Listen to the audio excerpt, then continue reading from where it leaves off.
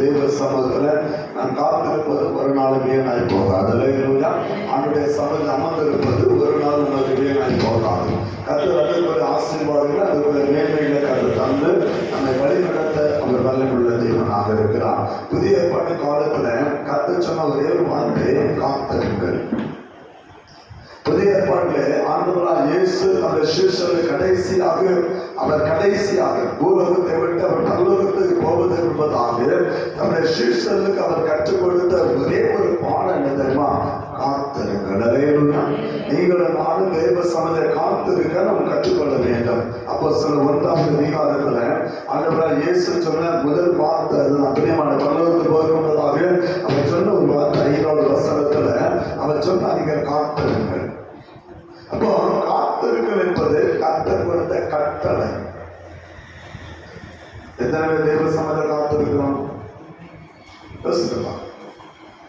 தேவ சமயத்தை காத்திருப்பது என்பது கர்த்தர் கொடுத்த ஒரு கட்டளை. அந்த கட்டளை நாம் நிறைவேற்றுவோம் என்று சொன்னால் கர்த்தர் நம்மை ஆசீர்வதிக்க வல்லமையுள்ள தேவனாக இருக்கிறார். அதுதான் பிரியமான உபவாச ஜெபம். கர்த்தருடைய சமயத்தை காத்திருந்து நாம் ஜெபிக்கிற ஒரு பெரிய பாக்கியம். ஆண்டவருடைய பாதத்தில் அமர்ந்தது நாம் ஜெபிக்கிற ஒரு பெரிய பாக்கியத்தை கர்த்தர் வைத்திருக்கிறபடினாலே ஆண்டவருக்கு நான் நன்றி செலுத்துவேன். இந்த நாளில் கூட தேவ சமயத்தை வந்திருக்கிற உங்கள் யாவரையும் கர்த்தர் ஆசீர்வதித்து கர்த்தர் நடத்துவாராக. பிரியமானவர்களே, இந்த உபவாச நாளிலே ஒரு குடும்பத்தினுடைய ஆசீர்வாதம் என்ன, ஒரு குடும்பத்துடைய வளர்ச்சி என்ன, ஒரு குடும்பம் ஆண்டவருக்குள்ளே கட்டி எழுப்பப்பட வேண்டும் என்று சொன்னால் அந்த குடும்பம் செய்ய வேண்டிய காரியம் என்ன, ஒரு மனிதனுடைய வாழ்க்கையிலிருந்து பிரியமான சில காரியங்களை நாம் கற்றுக்கொள்ளும்படியாக இருக்கிறோம். ஆவியானவர் நம்மோடு கூட இடைப்படுவாராக.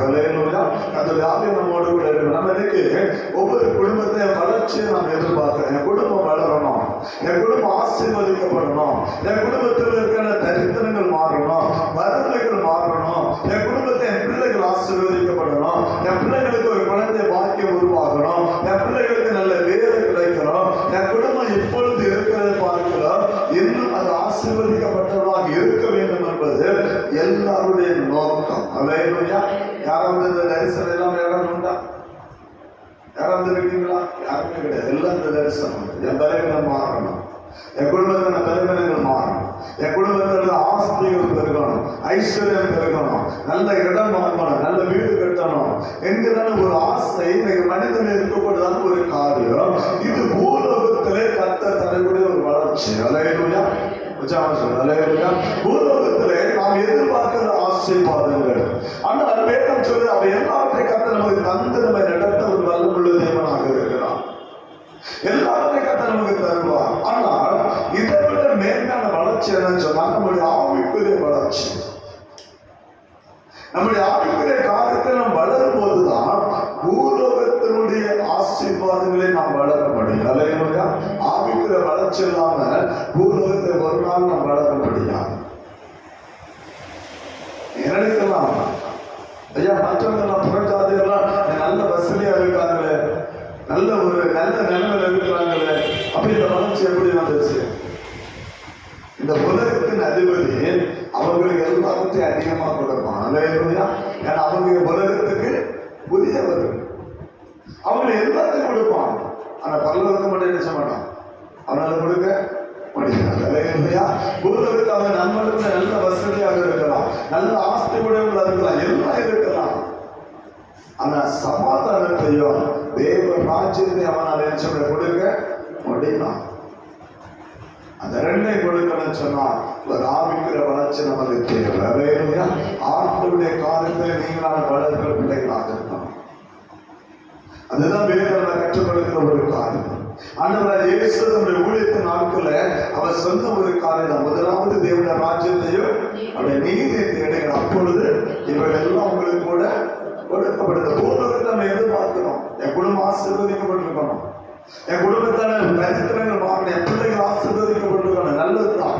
என் பிள்ளைகளுடைய கல்வி ஞானம் வேணும், என் பிள்ளைகளுடைய வறுமைகள் மாறணும், என் பிள்ளைகளுடைய குடும்பம் ஆசீர்வதிக்கப்பட்டிருக்கணும், குழந்தை வாக்கியம் உருவாயிருக்கணும். தேவைதான், கர்த்தர் நமக்கு தேவையான காரியங்கள் தான். கர்த்தர் நம்ம எல்லாத்தையும் நம்ம எதிர்பார்க்கிறோம். ஆனா எல்லாத்தையும் நமக்கு தர வல்லமையுள்ள தேவனாக இருக்கிறார். ஆனா முதலாவது வார்த்தை சொன்னாரு, இந்த ராஜ்யத்தை நீதி தேவை கர்த்தர் சொன்னார். அப்ப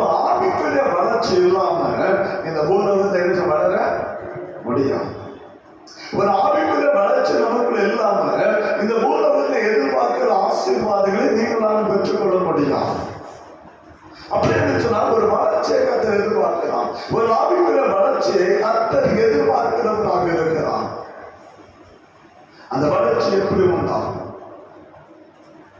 அந்த ஆவிக்குரிய வாழ்க்கையில நான் எப்படி வளர முடியும்?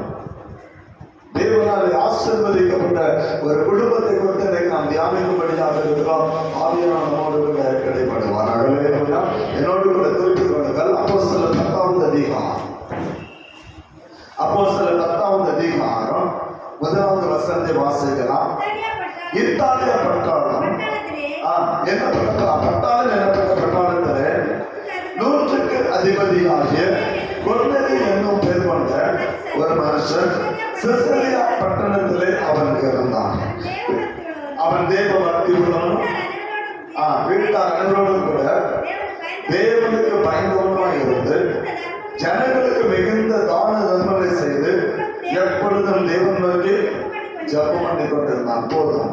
வேறு அழகாக கொர்நேலியு சொல்லக்கூடிய ஒரு மனிதன், அரசாங்க வேலை செய்கிற ஒரு மனிதன், சாதாரண மனிதன் அல்ல. அந்த நாட்களில் பிரியமான இத்தாலியா நாட்டில் அங்கே அரசாங்க ராணுவ வீரனாக இருந்தவன், 100 பேருக்கு அதிபதியாக இருந்தவன், வசதி படைத்தவன், அரசாங்க வேலை செய்த ஒரு மனிதன்.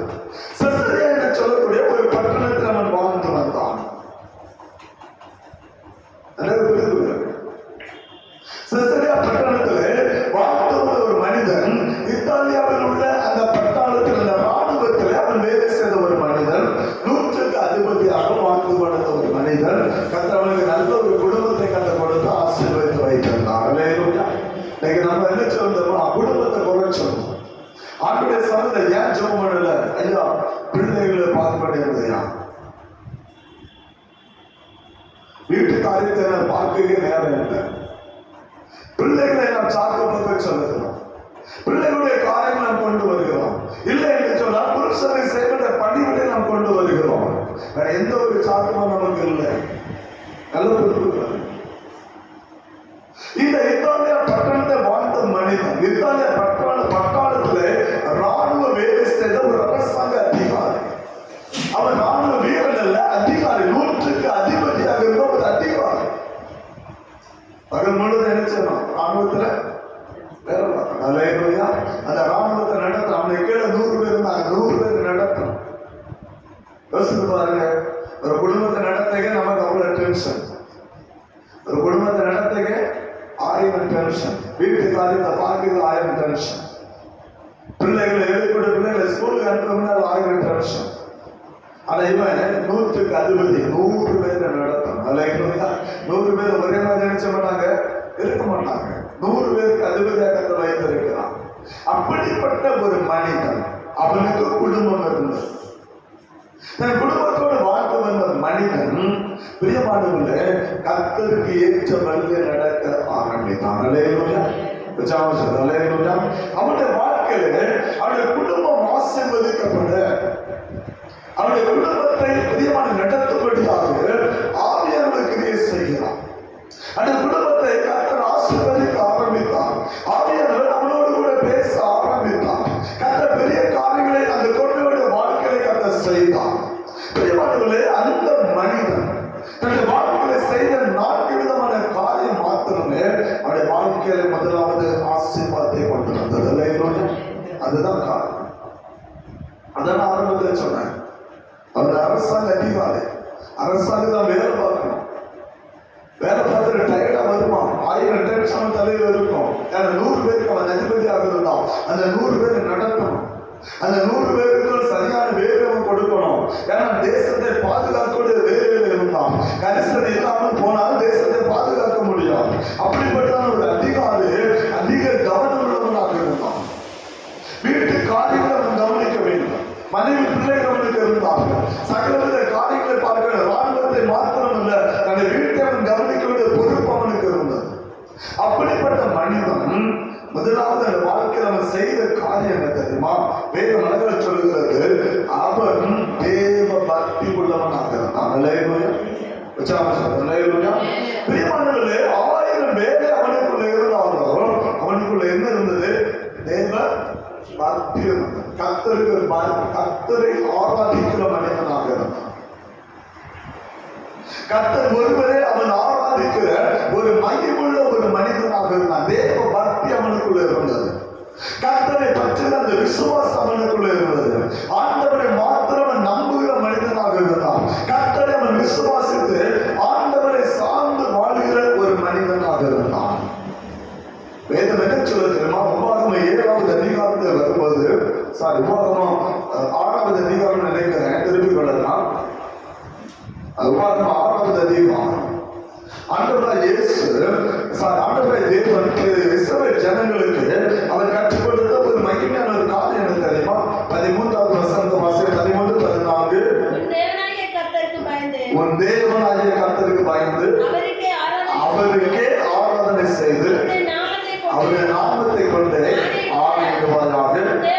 உன் தேவனாகிய கர்த்தருடைய கோபம் உன்மேல் மூண்டு உன்னை பூமியில் வைக்காமல் அழித்து போடாதபடிக்கு உன்னை சுற்றிலும் இருக்கிற ஜனங்களின் தேவர்களாகிய அந்நிய தேவர்கள் நினைச்சக்கூடாதான் பின்பற்றாதீர்களாக.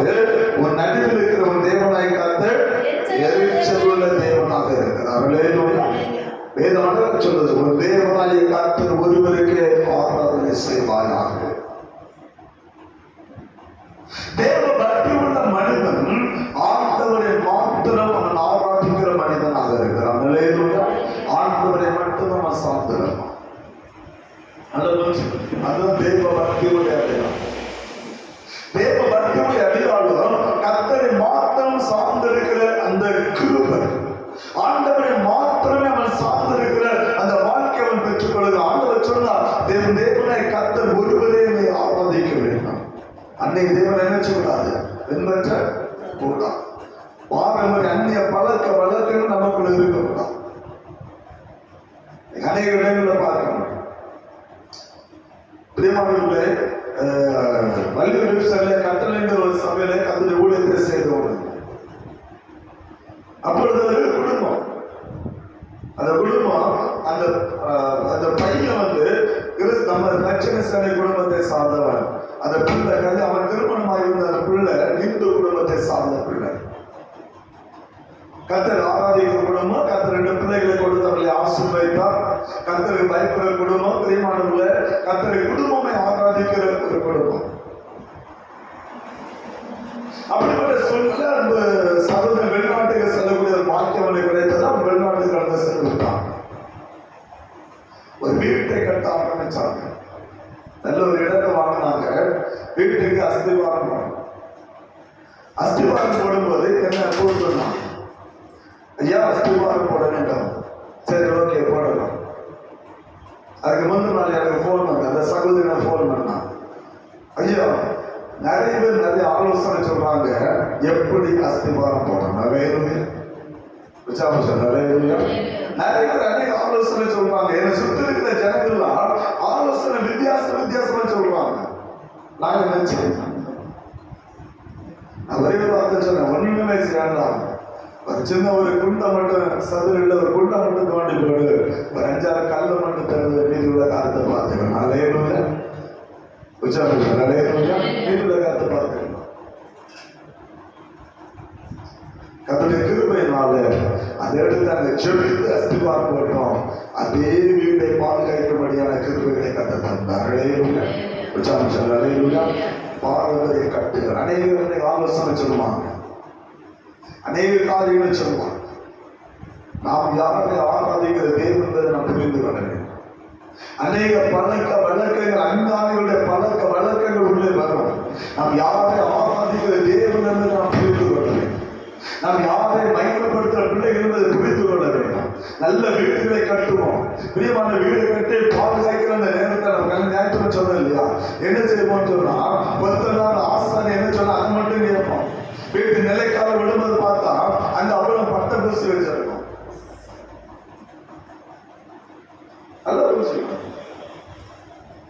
வேதம் சொல்லுகிறது, கர்த்தருக்கு பயப்படுற பயம் நமக்கு இருக்கும். தேவ பக்தி, ஆண்டவரை மாத்திரம் சார்ந்து வாழ்கிற பிள்ளைகளாக ஒரு வசனம் சொன்னாங்க இல்லையா, நாம் தேவனை விசுவாசம் இருந்தால் தேவனுடைய கோபம் நம்ம வீட்டில் நிலைநிற்கும். அது ஒரு நாள் மாறும். கர்த்தரை விசுவாசியாதவனுக்கு அஞ்ஞானிய பழக்க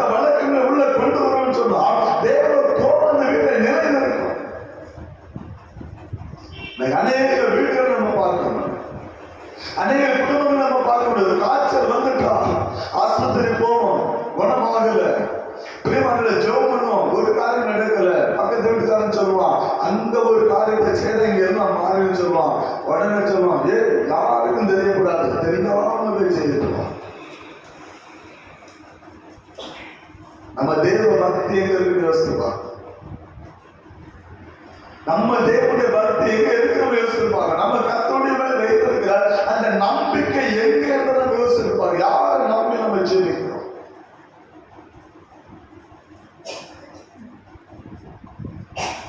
யோசிச்சிருப்பாங்க.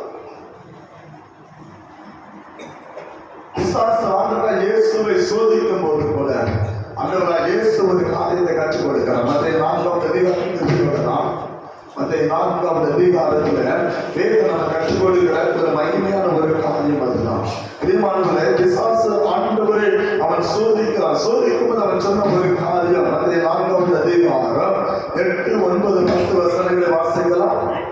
மறுபடி பிசாசு அவரை மிகவும் உயர்ந்த மலையில் கொண்டு போய் உலகத்தில் சகல ராஜ்யங்களையும் அவர்களின் மகிமை அவருக்கு காண்பித்து, நீ சாஸ்தாங்கமாய் விழுந்து என்னை பணிந்து கொண்டால் இவைகளை எல்லாம் உனக்கு தருவேன் என்று சொன்னான். அப்பொழுது இயேசு, அப்பொழுது சாத்தானே, உன் தேவனாகிய கர்த்தரை பணிந்து கொண்டு அவர் ஒருவருக்கே ஆராதனை செய்வாயாக என்று எழுதியிருக்கிறது. அல்லேலூயா. சாத்தான் என்ன செய்கிறான்? ஆண்டவராகிய இயேசு உயர்ந்த மலையில கொண்டு போறான். கொண்டு போய் பூமியில் உள்ள சகல மகிமை காண்பித்துக் கொடுக்கிறான். பூமி அவ்வளத்தை அவனை காண்பித்துக் கொடுக்கிறான். காண்பித்துக் கொடுத்து அவன் சொன்ன ஒரே ஒரு காரியம், நீர் என்னை பணிந்து கொண்டால் இவை எல்லாவற்றையும் நான் உனக்கு தருவேன். அல்லேலூயா. நீர் என்னை பணிந்து நான் உலகத்துக்கு சகல காரியத்தை தருவேன்னு சொன்னான். இந்த உலகம் யார் இடத்துல இருக்கிறது அவன் காண்பித்துக் கொடுக்கிறான். வானத்தை பூமியை உருவாக்கி முழு உலகத்தை ஆளுகளுடைய கருத்துக்குள்ள இருக்கிற இந்த பூமியை பூமி உருட்டவை வீட்டு ஆண்டவரை பார்த்து சொல்லுகிறான், பூமியில் சகல காரியம் எனக்கு கொடுக்கப்பட்டிருக்கிறது, எல்லாம் என்னுடைய. இந்த பூமியுடைய சகல காரியம் என்னுடையது. என்ன நீர் பணிந்திருக்கா? என் காலில் விழுந்தால சாஸ்திரமே விழுந்து என் காலில் விழுந்து நீர் என்னை பணிந்து கொண்டால் எல்லாவற்றையும் உனக்கு தருவேன் என்று சொன்னபோது ஆண்டவர் சொன்ன, அப்பாலே சாத்தானே, உன் தேவனாகிய கர்த்தர் ஒருவருக்கு ஆராதனை செய்வார். நம்முடைய ஆராதனை யாருக்கு நம்ம செலுத்துகிறோம்? தேவ பக்தி நம்முடைய பக்தி எவ்வளவாக இருக்கிறது யோசித்து பாருங்க. நம்முடைய பாடுகள், கஷ்டங்கள், நெருக்கங்கள் வரும்போது நம்முடைய தேவ பக்தி எப்படிப்பட்டதாக இருக்கிறது? நாம் எதை சார்ந்து வாழ்ந்து கொண்டிருக்கிறோம்? எப்படிப்பட்ட பிள்ளைகளை வாழ்ந்து கொண்டிருக்கிறோம்? யோசித்து பார்க்க வேண்டும். இங்கே கொர்நேலியு ஒரு புறஜாதியாக மனிதனாக இருந்தார். பிரியமான யூதன் அல்ல, அவன் புறஜாதியை சார்ந்த ஒரு மனிதனாக இருந்தாலும் அவன் தேவன் மேல் அவன் பக்தி உள்ளவனாக இருந்தான். அல்லேலூயா. அவன் ஆராதித்து வந்த கடவுள் மேல் அவனுடைய பக்தி இல்லை. அவன் புறஜாதியார், அந்நிய தெய்வத்தை ஆராதிக்கக்கூடிய ஒரு குடும்பத்தை சார்ந்தவன் கொர்நேலியு. ஆனா பிரியமானவர்களே, அந்த தெய்வத்தின் மேல் அவன் நம்பிக்கை வைக்கல, அவன் கர்த்தர் மேல் நம்பிக்கை உள்ளவனாக இருந்தான். அல்லேலூயா. எனவே தான் முதலாவது ஒரு குடும்பம் வளர்ச்சி அடையும் சொன்னா தேவ பக்தி இருக்கும். 1000 பேர் 1000 காரியம் சொல்லுவாங்க. குடும்பம் 1000 காரியத்தை சொல்ல, அதை செய்த நல்லது, இதை செய்த நல்லது, வீட்டுல மாறணும், அப்படி பண்ணணும், இப்படி பண்ணணும், 1000 காரியம் சொல்லுவாங்க. நாம் ஆண்டவரை சார்ந்த பிள்ளைகளாக இருக்கணும். கர்த்தரை சார்ந்த அவர் ஒருவரை ஆராதித்து நம்முடைய நம்பிக்கை அவர் மேல் வைக்கிற பிள்ளைகளாக இருக்கணும். அதான் கர்த்தர் நமக்கு தருகிற ஒரு மகிமையான ஒரு ஆசீர்வாதம். இரண்டாவதாக அந்த கொர்நேலியு வாழ்க்கையை பார்த்து சொன்னால் வேதம் சொல்லுது, முதலாவது அவன் தேவ பக்தி உள்ளவனாக இருந்தான். இரண்டாவதாக தன் வீட்டார் அனைவரோடும் கூட தேவனுக்கு பயந்து நடந்தான். அல்லேலூயா. முதல்ல யாருக்குள்ள தேவ பக்தி இருந்தது? அவனுக்குள்ள தேவ பக்தி இருந்துச்சு. அவனுக்குள்ள கர்த்தருக்கு பயப்படுகிற அந்த பயம், கர்த்தரை ஆராதிக்கிற அந்த ஆராதனை, அந்த தேவ பக்தி அவனுக்குள்ள இருந்தபடினால்தான் இப்ப அவன் குடும்பமே கர்த்தருக்கு பயப்பட்டு பயந்து நடக்க ஆரம்பிச்சு. அல்லேலூயா. அவன் குடும்பமே கர்த்தருக்கு பயந்து, ஏன்னா அவன் பக்தி உள்ள ஒரு குடும்பமாய் மாற்றினான்.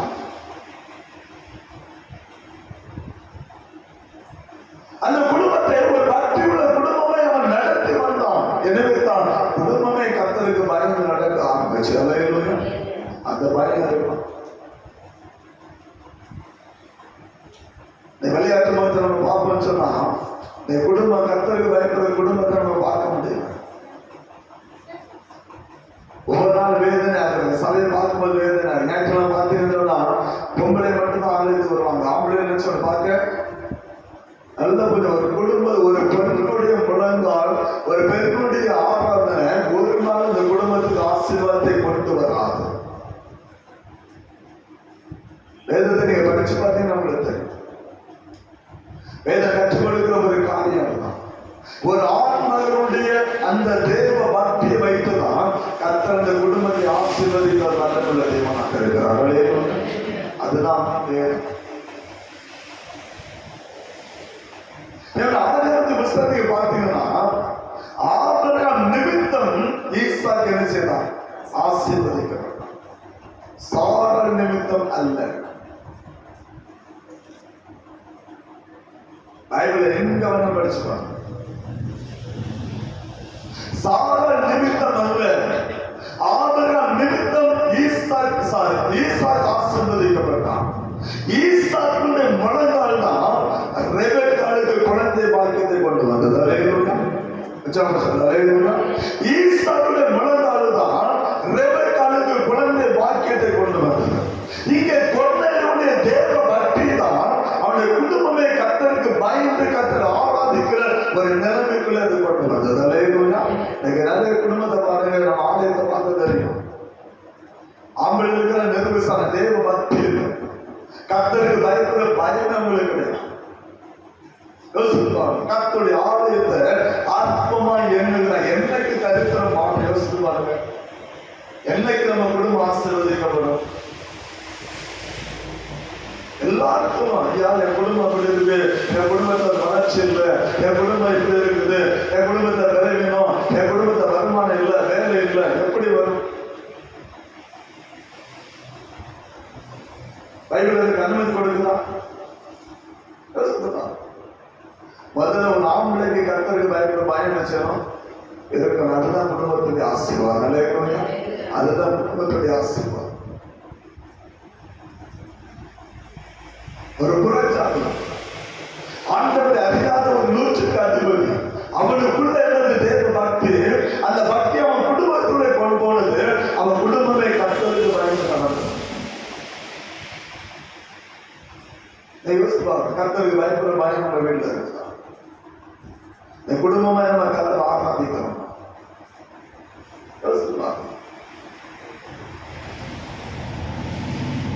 நம்ம குடும்பத்துல வளர்ச்சி,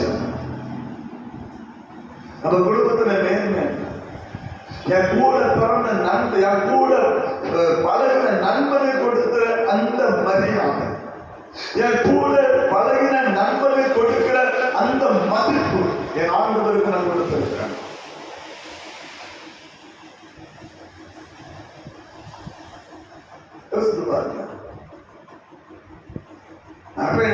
எங்க ஊர்ல இருந்து நான் பார்த்துட்டேன். வேலை போயிட்டு வருவாங்க, 6 மணிக்கு வந்துட்டா அவங்க முதல்ல தேடக்கூடிய இடம் தான் தேடுவாங்க, நண்பனை தான் தேடி போவாங்க.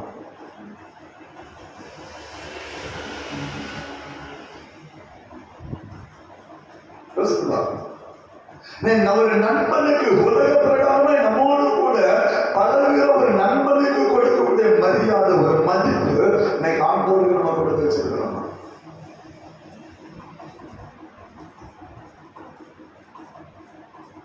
தேவ பக்தி இல்லை குடும்பங்களுக்குள்ள, தேவ பக்தி இல்லை, கர்த்தருக்கு பயப்படுற பயமே கிடையாது.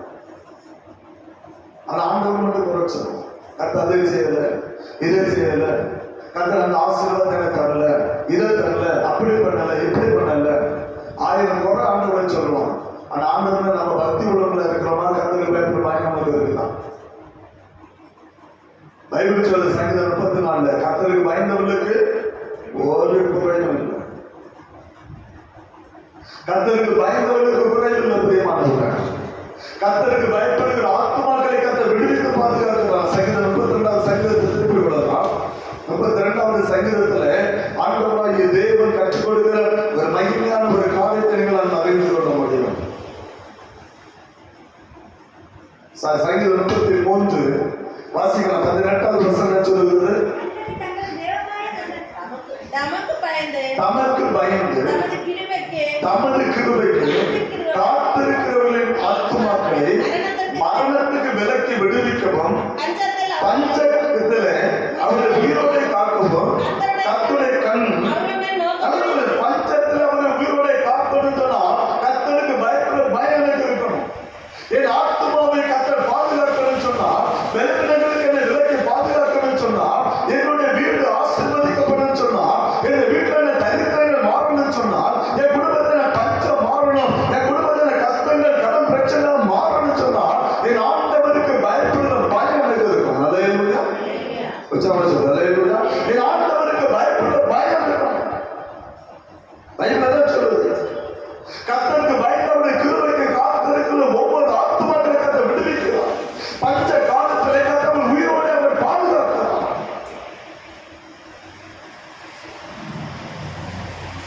அவருக்கு பயப்படுற பயம் இருக்குதான். எல்லா வீட்லையும் வீட்டு சந்தை வந்து ஒரே ஒரு பாட்டு மட்டும் பாடுவாங்க, ஐயா ஐயா வீடு இப்படி இருக்கு, வீடு அப்படி இருக்கு, வீட்டு எவ்வளவு கஷ்டம், எப்படி மாறும்? பைபிள் சொல்லுது, கொர்நேலியு தேவ பக்தி உள்ளவனாக இருந்தான். அவர் வீட்டார் அனைவரும் கர்த்தருக்கு பயப்புள்ள பயத்தில் வளர்ந்தார்கள். மற்ற குடும்பம் கர்த்தருக்கு பயந்து, மற்ற குடும்பம் கர்த்தருக்கு பயப்படுற பயம் இருந்துச்சு. தேவ பக்தி, கர்த்தர் மேல இருந்த அந்த மகிமை, கர்த்தருக்காக கொடுத்த அந்த முதலிடம், கர்த்தருக்காக கொடுத்த அந்த ஆராதனை, அந்த குடும்பத்தையே கர்த்தருக்குள்ளே அது நடத்த ஆரம்பித்தது. மூன்றாவது வேதம் சொல்லுகிறது, அந்த பயணப்படினால அவர் மற்றவர்களுக்கு தான தர்மங்களை செய்கிறவனாய் மாறினான். அல்லேலூயா. மற்றவர்களுக்கு அவர் உதவி செய்கிறவனாக இருந்தான். பிரியமானவர்களே, வேதம் சொல்லுது, அவன் தனக்கான விலையில பிறருக்கான விலையும் நோக்குவானாக. வீட்டுல வரக்கூடிய வருமானம் நமக்கு வச்சிருக்கோம், நமக்கு அந்த வருமானத்தை வச்சிருக்கோம். மற்றவர்களுக்கு என்னைக்கு நம்ம உதவி செய்திருக்கிறோமா? யோசித்து பாருங்க. அவர் தான தர்மங்களை செய்யணும். தான தர்மம் மற்றவர்களுக்கு இல்லாதவர்களுக்கு கொடுக்கணும். நம்ம கொடுத்தோம், யாருக்கு கொடுப்போம் தெரியுமா? நம்ம சொந்தம் பந்தம், நம்ம பெற்றோர்கள், நம்முடைய உடம்பிறப்பு. என்னோட போயிட்டு பார்ப்போம், அவனால தர முடியுமா? வீட்டில் இருக்கு, நான் தாரேன். முடியலையா? 10 பைசா வீட்டில் இல்லை, 10 பைசா வீட்டில் இல்லாமல் நம்ம வீடு இருக்கு. அவ்வளவு பஞ்சம் இருக்கும். 100 ரூபாய் கடத்து தான் வந்திருக்கும். அவனை திருப்பி தர முடியாது. ஏன்னா ஏற்கனவே கொடுத்து அனுபவப்பட்டிருப்பான். 10 பைசா வீட்டில் இருக்கான்.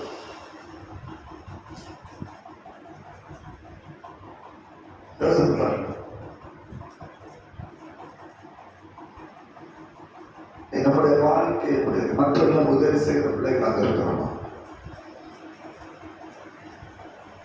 என் ஆண்டவர் அப்படி நினைத்திருந்தால் இன்றைக்கு நீங்கள் நாம் ஆசீர்வதிக்கப்பட்டிருக்க முடியாது. அப்போ 10 படிச்சு பாருங்க, அவர் நன்மை செய்கிறவராக சிந்தித்திருந்தார். ஒரு நாள் அவர் தனக்குரிய காரியத்தை அவர் எதிர்பார்த்தது இல்லை, தனக்குரிய காரியத்தை அவர் யோசித்து பார்த்தது இல்லை. உதாரணம், ஒரு காலத்தை 5 அப்பம் 2 மீனை கொண்டு கர்த்தர் 5000 பேரை கர்த்தர் போஷிக்கிறார். மீதி எத்தனை கூட எடுத்தாங்க? மீதி எத்தனை கூட எடுத்தாங்க? 12 கூட எடுத்தாங்க. இந்த 12 கூட யாருக்கு? 12 சிசுகளுக்கு கொடுத்தார். தனக்கு எதுவுமே செய்யல, அவர் சேர்த்து வைக்கவில்லை. தனக்கு அவர் எதுவுமே சேர்த்து வைத்ததில்லை. தனக்குரிய காரியத்தை அவர் ஒரு நாள் யோசித்தது இல்லை. மற்றவர்களுக்கு நன்மை செய்கிறவராக இருந்தார், மற்றவர்களுக்கு அவர் உதவி செய்கிறவராக இருந்தார், பிசாசில் பிடித்து அகப்பட்ட யாரை விடுவிக்கிறவராக இருந்தார். தனக்குரிய மற்றவர்களுக்கு கொடுத்த விதமானவர்கள மற்றவர்களை சந்தோஷப்படுத்த அந்த காரியங்களை நடந்தவரை இயேசு அவர் செய்து வந்தார். நம்ம மற்றவர்களுக்கு அதனுடைய கருத்தை நேற்று நம்ம யோசித்து பாருங்க.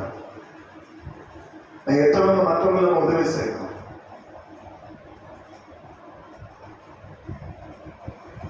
எத்தனை பேர் நம்ம மற்றவங்களை உதவி செய்யலாம் சொல்லுங்க பார்ப்போம். நம்ம ஜோம் பெயர் மட்டும் அழகாதான் பண்ணணும். ஆண்டவரே அனாதை பிள்ளைகளை சந்தியும், அவருடைய தேவைகளை சந்தியும், ஆண்டவரே முதியோர் இல்லங்களை சந்தியும், அவங்க தேவைகளை சந்தியும், ஆண்டவரே ஸ்தோத்திரம் வழியில் இருக்கிற ஜனங்கள் ஆசீர்வதியும், அவங்க தேவைகளை சந்தியும். எப்படி சந்திப்பாரு? நம்ம கொடுக்கலாம் அந்த தேவை எப்படி சந்திக்கப்படும்? உலகம் மட்டும் முழங்காம போதுமா? இப்ப நம்ம ஆலயத்துக்கு ஒரு 10 வாசல் வரும்னு வச்சுக்கோங்க.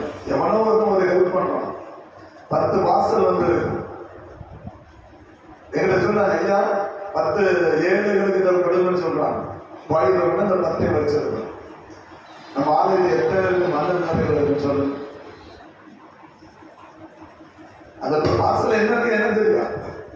10 வாசல் வந்து உள்ள என்னருக்கு எனக்கு தெரியாது. ஒரு ஆளு பள்ளியில வந்து வந்துட்டு போறாங்க, ஐயா இது உங்க சர்ச்சில் கொடுங்க, பாவப்பட்ட மக்களுக்கு கொடுங்க, அவங்களுக்கு உதவியா இருக்கட்டும், அதுக்காக நாங்க ஒரு தொண்டு நிறுத்தமா நாங்க இதை செய்யறது கொடுங்கன்னு சொன்னான்னு சொல்லுவேன். நம்ம சபையில 40 குடும்பம் இருக்குது. எத்தனை பேருக்கு மன நிறைவு வரும்? சரி எனக்கு வேண்டாம், இதை மற்றவங்களுக்கு கொடுப்போமே எத்தனை பேர் யோசிப்போம்?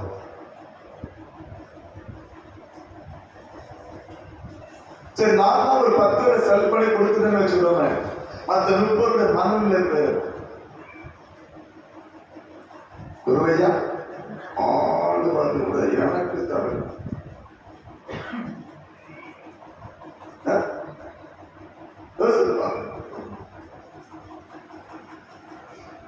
அடுத்தவங்க நமக்கு தந்தா முட்டி அடிச்சு ஓடுவோம். நம்ம யாருக்கு ஹெல்ப் பண்ணிருக்கோம்?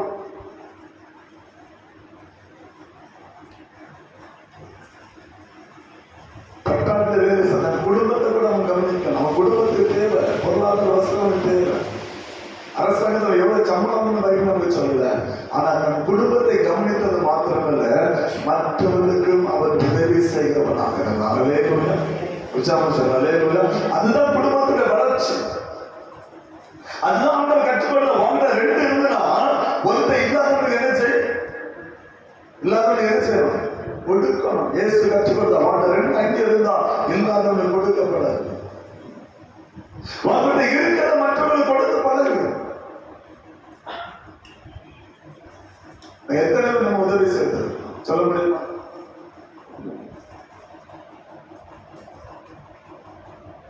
யோசிக்கலாம்.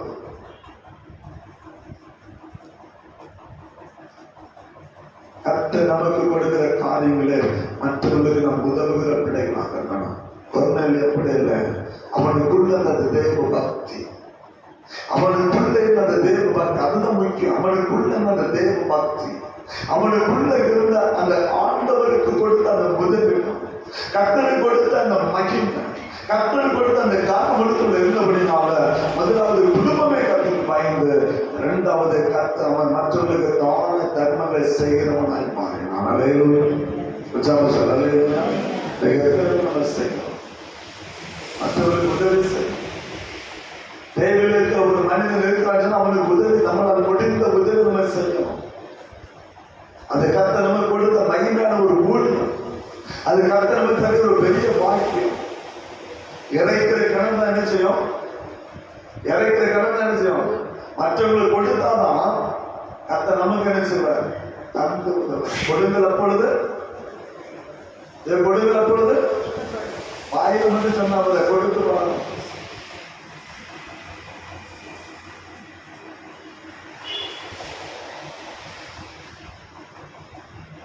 நல்ல புரிஞ்ச சிலவங்க ஜோம் பண்ணுவாங்க, ஐயோ பார்த்தா ஆவியானவரே இறங்கி வந்துடுற. ஆனா எச்சி கைது காக்க என்ன செய்ய மாட்டான், என்ன மாட்டான், எச்சி கைது காக்க கூட விட மாட்டான். ஆனா செபத்தை பார்த்தா ஐயோ பல்வதுமே அரண்டும்.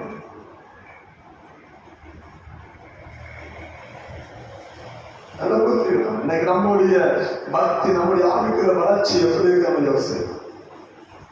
கடைசி நம்ம பார்த்தோம்னா பைபிள் சொல்லுது, அவன் தேவன் நோக்கி அவன் ஜெபம் பண்ணுகிறவனாக. நான் அல்லேலூயா. குடும்பத்தோடு அவன் ஜெபிக்கிற ஒரு பழக்கம் நினைக்கிறோம்.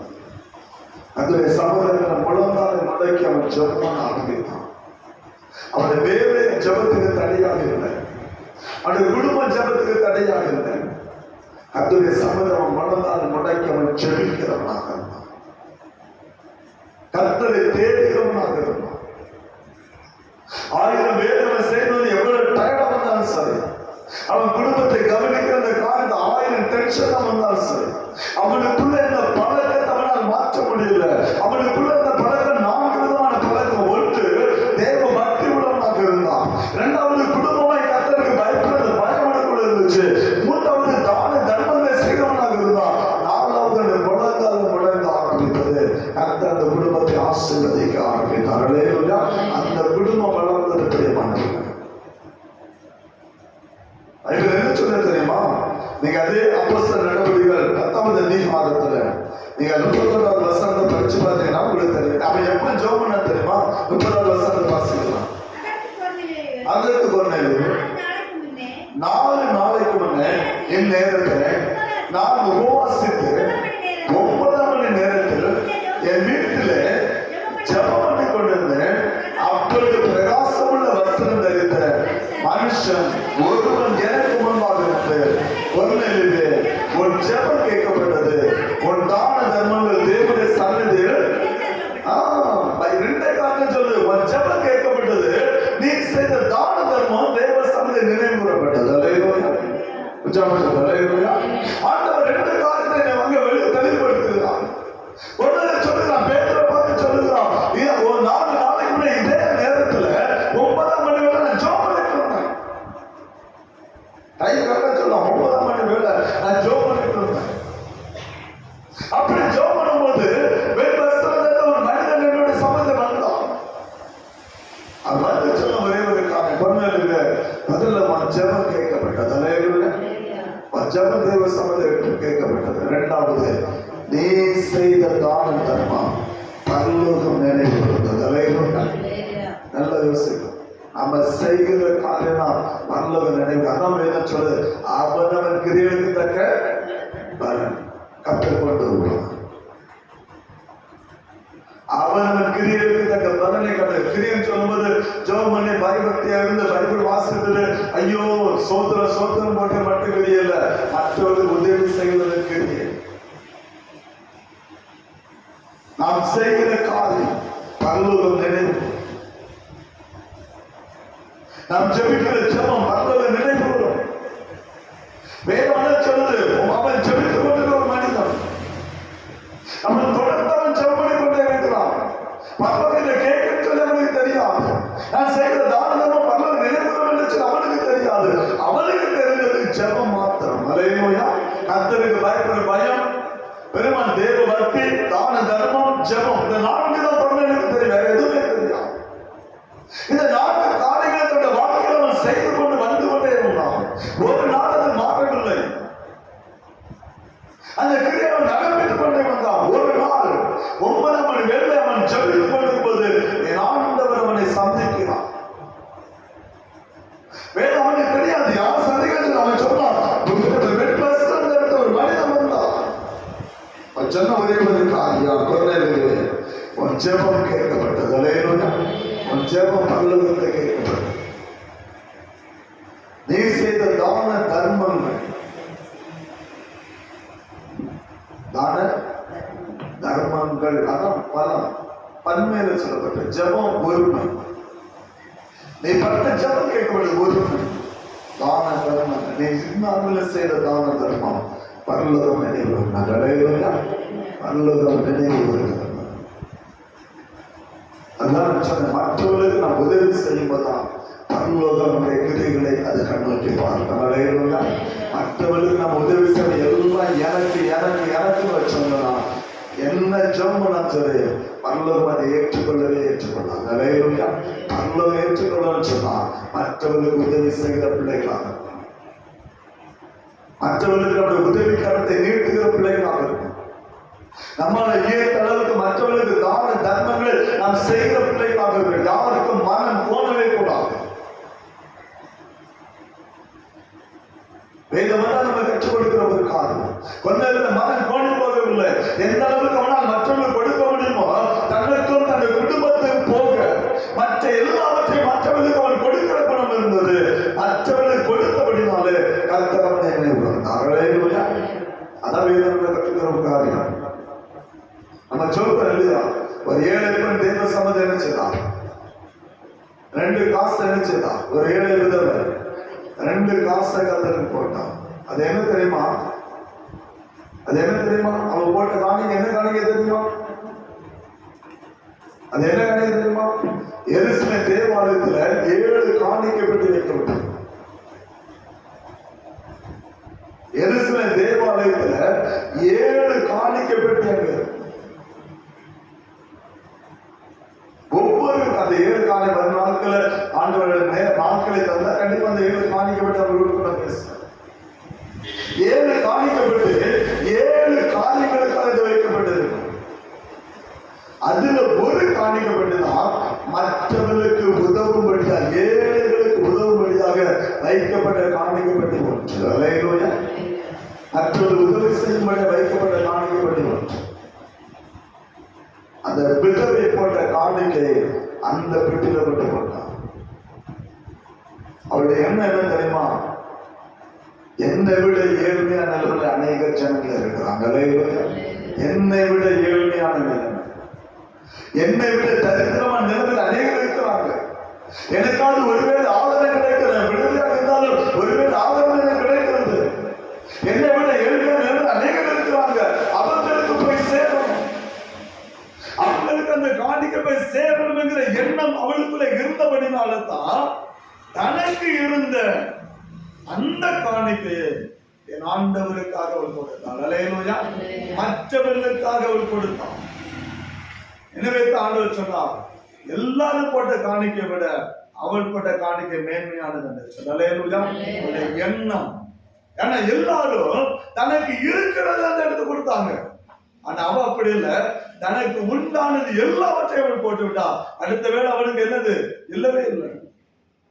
ஆனா கத்த நினைவு கூர்ந்தார். அல்லேலூயா. கத்த நினைவு கூர்ந்தது மாத்திரமல்ல, இன்றைக்கும் அவளை குறித்து நாம் பேசும்போது அவள் செய்த கிரியை நாம் நினைவு கூர்ந்து கொண்டுதான் இருக்கிறோம். பரலோகம் அதை நினைவில் வைத்துக் கொண்டுதான் இருக்கிறது. அல்லேலூயா. நல்ல யோசித்து பார்க்கணும், நல்ல யோசித்து பார்க்கணும். இன்னைக்கு ஏன் நம்ம குடும்பம் வளரல? ஏன் குடும்பம் கர்த்தருடைய ஆசீர்வாதம் ஏன் வரல? ஏன் ஜெபம் பரலோகத்துக்கு போகல? ஏன் கர்த்தர் நம்மளை தானம் தரும், கர்த்தர் நாம் செய்கிற காரியம் ஏன் நினைவு கூறல? பொன்னழிவு போல ஒரு வாழ்க்கை நமக்குள்ள இல்லை. கர்த்தருக்கு பயப்படுற பயம் இல்லை, கர்த்தருக்கு செலுத்த வேண்டிய ஆராதனை செலுத்தல. நம்ம குடும்ப காரியம், நம்முடைய காரியத்தை மட்டும் நம்ம பார்த்துட்டு இருக்கிறோம். கர்த்தருக்கு பயப்படுற பயம் இல்லை. அஞ்ஞானியுடைய பழக்கத்தை நமக்குள்ள கொண்டு வந்துட்டு அந்த பழக்கத்தை நமக்குள்ள கொண்டு வந்து வச்சிருக்கிறோம். மற்றவர்களுக்கு தான தர்மம் செய்வதில்லை. உண்டானது எல்லாம் எனக்கே சொந்தம் நம்மளுக்கே நம்ம வச்சிருக்கிறோம். மனதால மடக்கிறது இல்லை.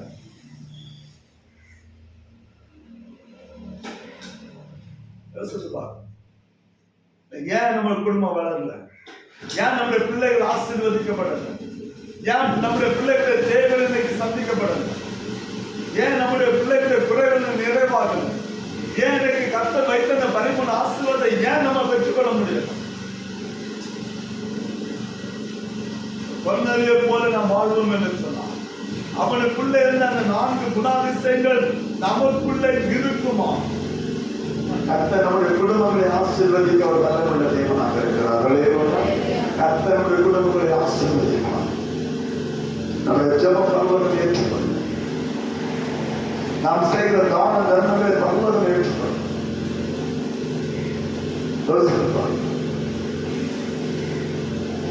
ஒரு நாள் என் வீட்டுக்கு நான் கடந்து போய் கொண்டிருக்கேன்.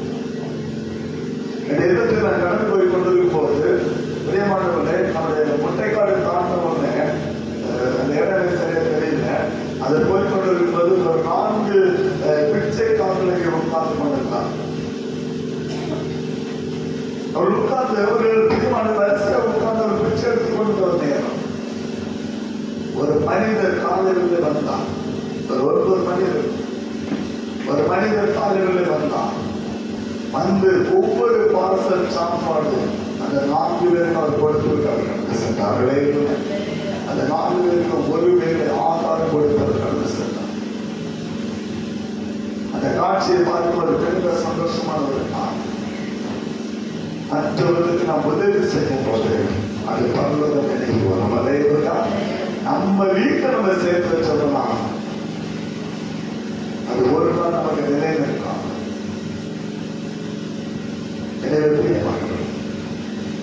வாழ்கிற வாழ்க்கை, நம்முடைய குடும்பத்துல வளர்ச்சி நம்முடைய கருத்துல இருக்கு. நம்முடைய குடும்பத்துல மேன்மை நம்முடைய கருத்துல இருக்கு. நம்முடைய குடும்பத்துடைய ஆசீர்வாதம் நம்முடைய கருத்துல இருக்கு. நம்முடைய பிள்ளைகளுக்கு வேண்டிய ஆசீர்வாதம் நம்முடைய கருத்துல இருக்கு. கர்த்தர் நம்மை ஆசீர்வதிக்க விரும்புகிறார். முதல்ல உங்களுக்கு தேவை தேவ வார்த்தை. அல்லேலூயா. இரண்டாவது கர்த்தருக்கு பயப்படுற குடும்பம். நீங்க மட்டும் இல்லை, குடும்பத்துல தேவ பக்தி இருக்கணும். குடும்பமே கர்த்தருக்கு பயப்படணும். மற்றவர்களுக்கு உங்களால் இயன்ற தான தர்மங்களை செய்கிற பலன்கள்